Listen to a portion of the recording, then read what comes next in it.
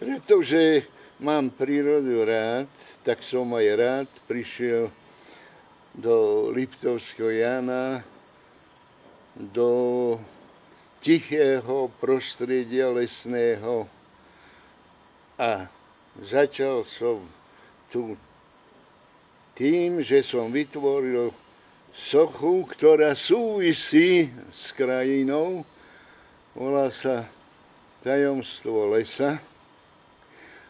A robil som to hlavne preto, že je to pléner.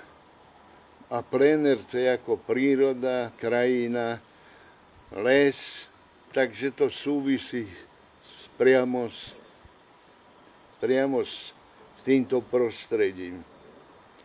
No,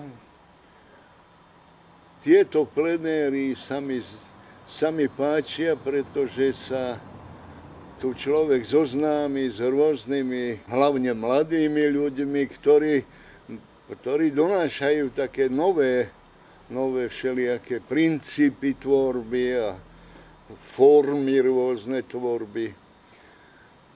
Takže obohatí človek, ktorý sa chce obohatiť, tak sa tu obohatiť ozaj môže. No a do budúcna budem rád, keby mi ešte nohy slúžili kolena, že by som mohol ešte na takéto plénery chodiť. Ďakujem.